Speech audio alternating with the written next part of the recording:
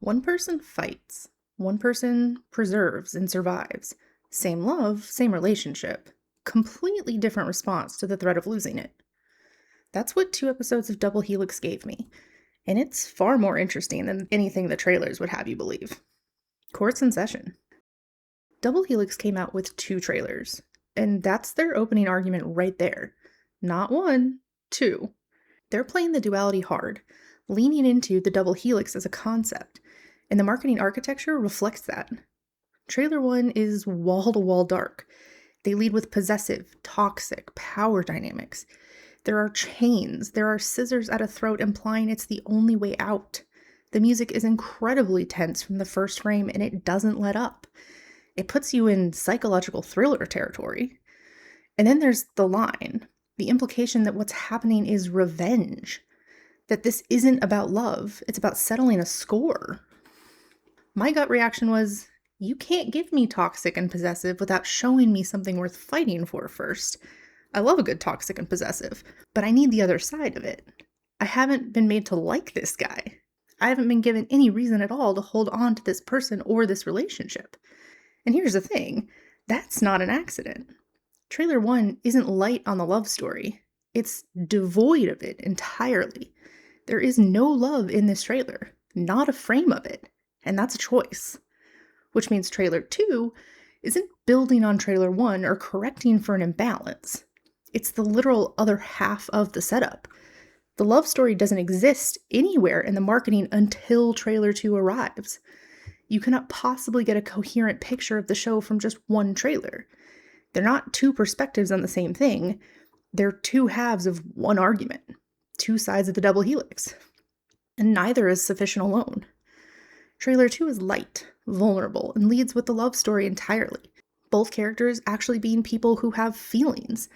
And the shift from, you won't leave me, declarative and possessive, to don't ever leave me, desperate, pleading, same words, completely different psychological and emotional stance. The double helix isn't just the title, it's what they built the entire marketing around. Trailer 1 is the prosecution's case against Lu Feng. They know he's going to do bad things. Trailer 2 is the defense.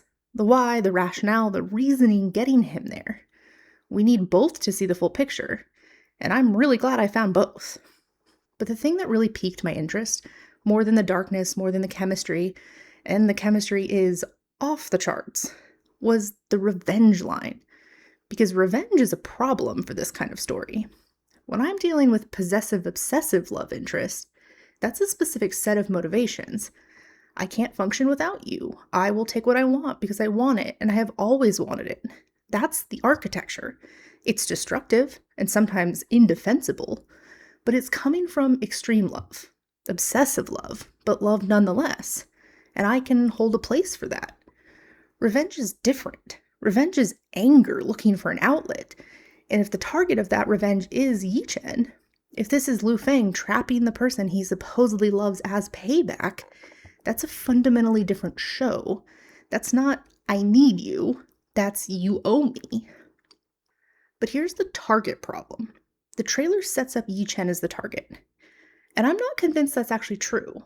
The more interesting reading, the one I'm going in hoping for, is that the revenge isn't against Yi Chen at all. It's more against everything that took him. The family, the homophobia, the world that forced them apart. In which case, Yi Chen isn't the target, he's more the reclamation. Lu Feng fighting to take back what was stolen from him. The obsession and the revenge living side by side because they're pointed at different things. Because here's what's actually at stake in this distinction. If the revenge is against Yi Chen, if this anger is looking for a target and that target is the person that Lu Feng supposedly loves, then I'm not watching a love story. I'm watching a revenge drama that happens to have romance in it. Those are 2 different shows. What I need, and what makes the possessive-obsessive architecture work, is that underneath all of it, the destruction, the bad behavior, the things that are going to be genuinely hard to watch, that engine is still love. Extreme love, obsessive love, love that does damage, but love nonetheless. The moment revenge supersedes that, I've lost the thread entirely, and you've lost me. That question doesn't get answered by the trailers. It gets set up by them. And that's what I'm watching for. So 3 things the first 2 episodes gave me that I was watching for after the trailers. And the one thing I wasn't watching for that's going to determine everything. First, the love lands before the damage. Trailer 2 promised me genuine feelings before the destruction, and the show delivered that. What I actually got was that feeling built through small moments. Yi Chen taking the last piece of chocolate, holding it between his teeth, and Lu Feng leaning in to bite the other half.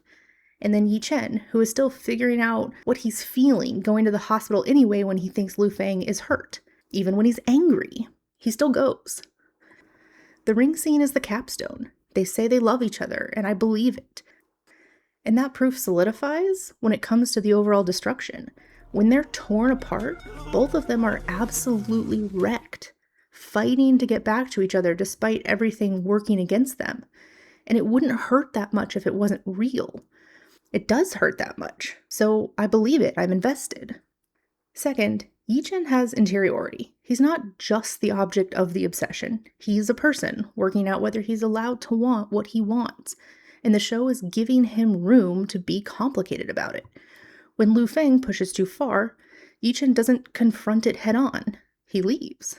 Lu Feng has to chase him into the street. That's not a passive character. That's someone who processes internally, who carries things quietly, who isn't going to hand you his emotional state in clean dialogue. The show understands that about him. It's not telling me everything Yi Chen is feeling. It's showing me the gap between what he says and what he's actually carrying. Someone on this production is paying attention. So am I. Third, the apology scene. Lu Feng wasn't listening. Yi Chen was overwhelmed and ran, and Lu Feng chased him down. Not because he knew what he'd done wrong, but because he could see something was wrong and he needed to understand it. He makes amends, first through actions, getting Yi Chen on his back and carrying him home, and then he works through it. He talks through it. And there are 2 beats that matter here. Lu Feng waking up and seeing Yi Chen on the edge of the bed, and his face falling before they even get to what the problem is. He's clocked there's a problem. And then on the piggyback, after listening to what Yi Chen said and making his own apology, we see Yi Chen's small smile. Lu Feng can't see it, but we can. He's not blanket apologizing. He's genuinely trying to understand. And that's the difference between performance and actual growth. The moment itself wasn't okay, but that's a show telling me that these 2 things can exist in the same person, and I'm holding that very carefully. All 3 of those points are answering the same question. Is this relationship real? Is it worth fighting for? And can I get behind it enough to follow it through into whatever destruction is coming our way? By the end of episode 2, my answer is yes. Conditionally, and my eyes are wide open. But the trailer didn't prepare me for what the show is actually setting up as the real problem. It's not the family, not the homophobia, but something harder and quieter to fix. An asymmetry between these 2 characters that neither of them has clocked yet. The show opens on the reunion, not the origin. Dual timelines. I'm in the workplace with adult Lu Feng and adult Yi Chen before I've even seen a single frame of who they were to each other. Same playbook as the trailers. Dark before the love. And then we have the bathroom scene. The one-on-one after they've established in front of the whole office that yes, they do in fact know each other. And Yi Chen already knows about the engagement before Lu Feng even walks in. He saw it online. So when he brings it up, congratulations, you're engaged. That's not small talk. That's Yi Chen walking in already armed to defend himself in an uncomfortable situation. And here's what Yi Chen doesn't know. Lu Feng is wearing his ring. He puts it in his pocket before Yi Chen can see it, and then spends the entire conversation looking for Yi Chen's ring. His eyes keep going back to that hand. He's doing reconnaissance, reading Yi Chen before deciding whether to show his own hand. Literally. And Lu Feng asks if Yi Chen has a girlfriend. Yi Chen says yes. Neither of them say what they actually mean. Every word is a performance of normalcy over something that is the opposite of normal. The collision isn't something that I'm waiting for in the back half of this show. It's already happening from the opening moment.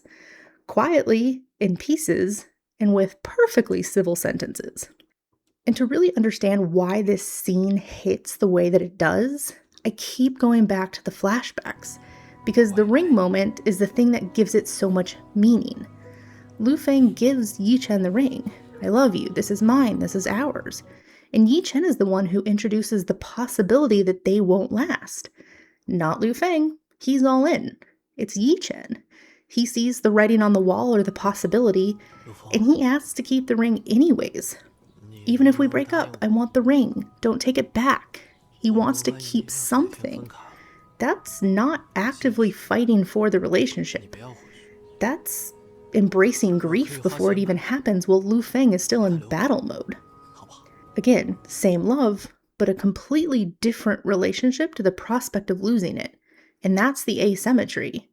And that's where they're not on the same page. It's the second problem.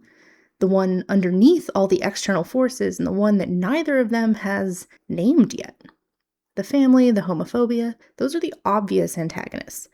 But even if you removed every one of those external obstacles, these two people would still have to close a distance that has always been there, even when they were in the same room. Lu Feng's fight mode lands as pressure rather than love, and Yi Chen's survival mode looks like indifference to someone who only knows how to fight, and neither of them has clocked that yet. That gap is what I'm actually watching. So, 3 things that I'm actually tracking to our closing arguments. 1. Revenge against whom? The trailer heavily implied that Yi Chen is the target. 2 episodes in, I think the more interesting reading is that the revenge is against the world that took him. If the collateral damage from that war starts falling on Yi Chen, and Lu Feng stops caring that that's where it's landing, that's when I'm going to lose the thread. Is love still at the forefront, or is he just in anger mode? Those are 2 different shows. 2 is the collision. What happens when years of fighting meets years of surviving? That bathroom scene is already telling me it's going to be complicated, which is beautiful. They're not just going to sit down and openly discuss their feelings. That would be way too easy. And the show has set this up pretty clearly. I need to see how they work through that complication, whether they can actually recognize each other across the distance. And then 3 is, does it actually commit? As a show, not happy versus unhappy, but does this show earn the ending it's building towards? I'll note that this is a Chinese source material, but it's an international production with an international cast and an overseas-only distribution. So Chinese censorship isn't the obstacle here that it might otherwise be. So that excuse is off the table. Now I need to see them use the freedom they have and actually earn it. Overcome those external forces and the internal ones that they haven't named yet. 2 episodes in, and I'm cautiously convinced. The show answered what I needed. Yes, the love is genuine. Yes, the stakes are real. And yes, I'm following this into whatever comes next. Both of them as characters, separately, not just as a couple. What I didn't sign up for, and what has me genuinely excited, is that second layer. The obsessive-possessive lead I came for is here. But the show has quietly introduced something underneath all of that that's going to determine whether this reunion can actually work. Not just will they get back together, but whether they can close the gap that's been there since the beginning. Does it commit to the payoff? I can't answer that yet. June 13th, we'll see. What could change everything, though, is if that revenge tips towards the wrong target. If Lu Feng stops caring where that damage lands. That's my line. Yours might be somewhere different. Find it before the finale and drop it in the comments. Ruling on the marketing? Sustained. Pretrial and opening statements were both strong. Come back for closing arguments after the June 13th finale. We'll find out if this show actually earned everything that it's promising.